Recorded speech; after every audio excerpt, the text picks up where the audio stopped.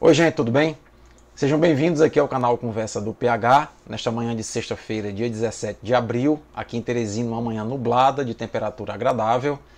E a conversa de hoje pela manhã é sobre a responsabilidade social que os governos, no âmbito federal, estadual e municipal, bem como os empresários, devem assumir nesse momento de pandemia, no sentido de preservar o emprego do trabalhador e uma renda minimamente digna que nos permita passar por esse momento de sufoco.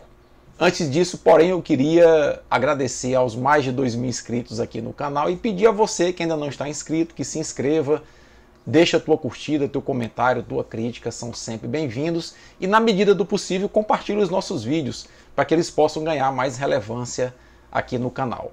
Eu sou o Paulo Henrique, biólogo e dentista, professor universitário. E sem mais delongas, vamos aí à conversa do PH de hoje.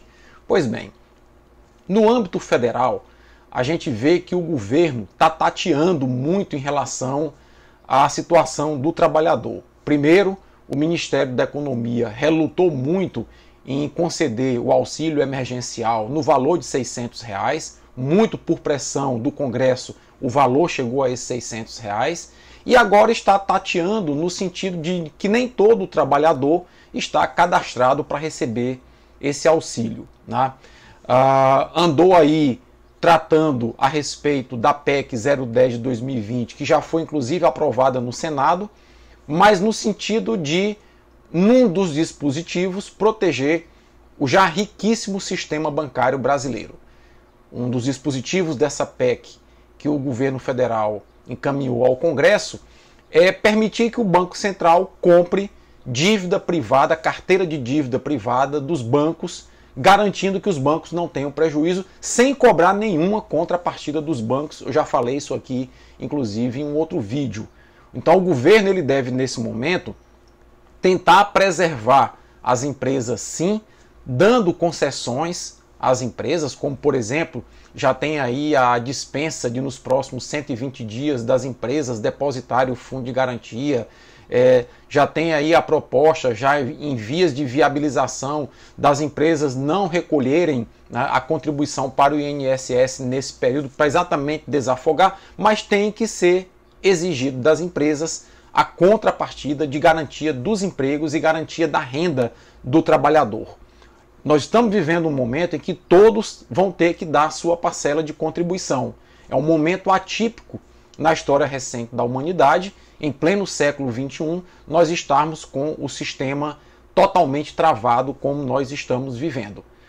No âmbito estadual, eu tenho visto muito a ação do governador do estado do Piauí e dos governadores do Brasil de uma maneira geral, no sentido de rapidamente terem feito aquilo que o governo federal devia ter feito, que foi, com decretos estaduais, fechar o comércio e estimular o isolamento social. E é graças a isso que nós não atingimos ainda o pico da doença aqui no Brasil e, aparentemente, o Brasil está conseguindo achatar a curva dessa epidemia, né?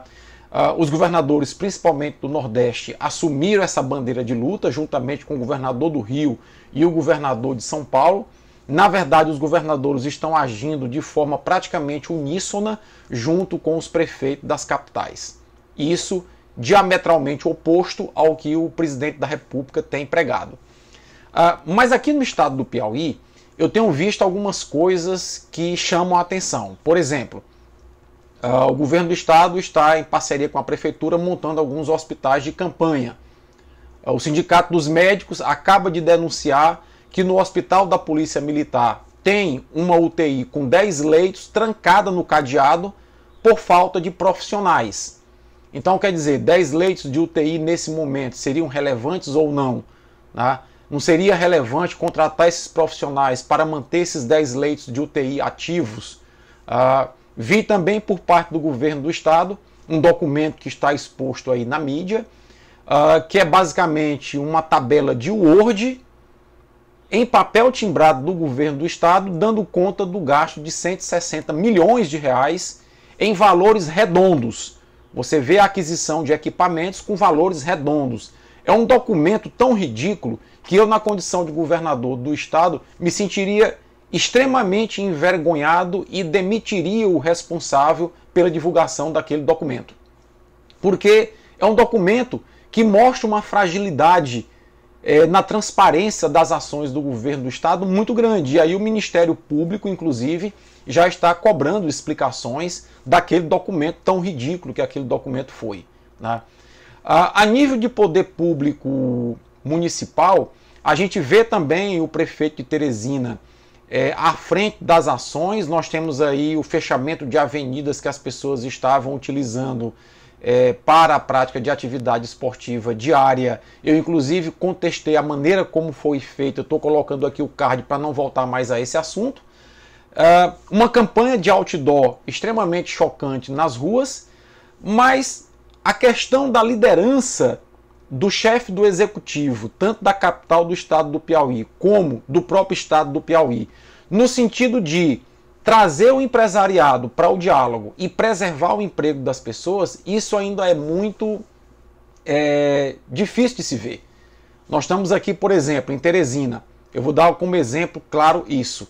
As empresas de ônibus, pela redução da frota nas mais variadas linhas da capital, estão acenando aí para demissão coletiva em massa de motoristas, cobradores e fiscais.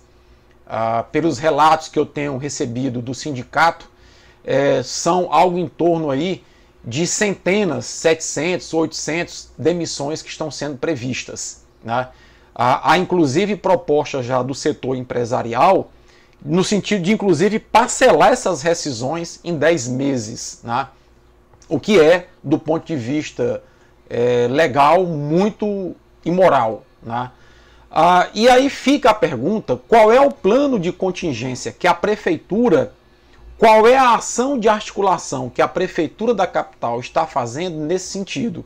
O prefeito, na minha opinião, a essa altura, deveria estar chamando os empresários, chamando inclusive o governador do estado, no sentido de montar um plano estratégico para manter esses empregos.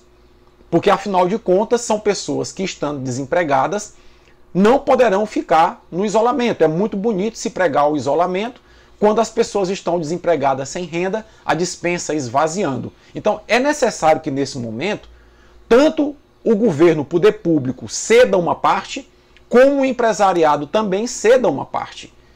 Por exemplo, as linhas de transporte de ônibus em qualquer cidade são uma concessão do poder público ao setor privado.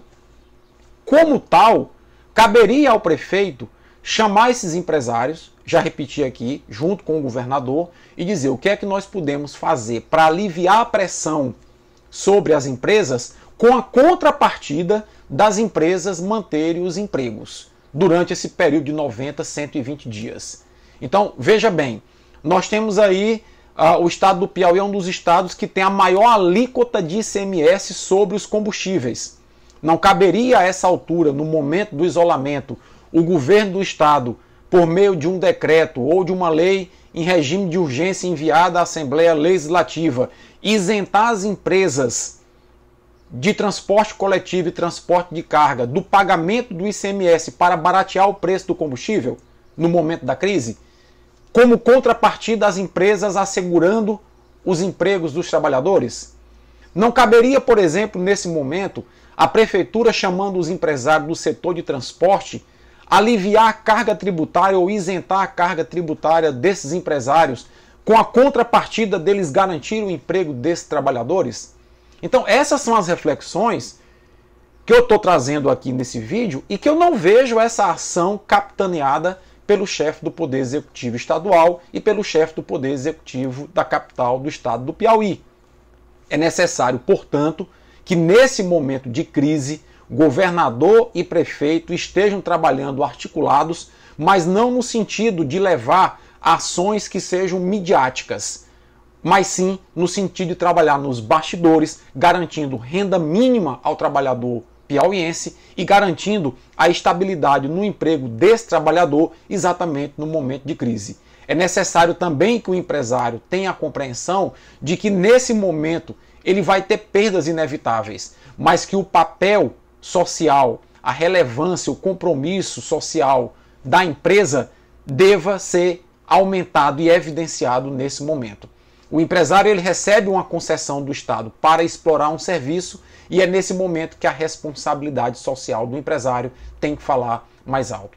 Se é nesses 3 próximos meses de um empresário diminuir a sua margem de lucro ou até mesmo trabalhar no vermelho, que isso aconteça em nome da responsabilidade social. Afinal de contas, todos nós estamos no mesmo barco e o vírus que causa a Covid-19, ele não escolhe entre um motorista de ônibus, um cobrador de ônibus e um empresário de empresa de transporte coletivo.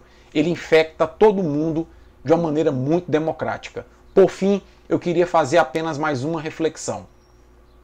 Enquanto a prefeitura coloca grades impedindo a circulação das pessoas em vias públicas no momento da atividade física diária, ela fecha os olhos para a redução da frota de transporte coletivo na capital de Teresina, e eu já vi vários ônibus com as pessoas aglomeradas dentro dos ônibus, dentro dos terminais. Então, quer dizer, me parece meio contraditório você barrar a circulação de pessoas numa avenida onde as pessoas fazem atividade física 2, 3 metros de distância uma da outra e permitir que aconteça a redução da frota de ônibus com o aumento da concentração de pessoas nos terminais e dentro dos próprios ônibus, ficando a meio metro uma das outras. Então, são ações contraditórias que a gente começa a verificar nesse momento de crise e que nós pedimos sensibilidade tanto ao governador como ao prefeito e como aos empresários, para que todos possam se unir e nesse momento garantir o emprego daqueles mais vulneráveis, que são os trabalhadores do estado do Piauí. Forte abraço a todos e até a próxima.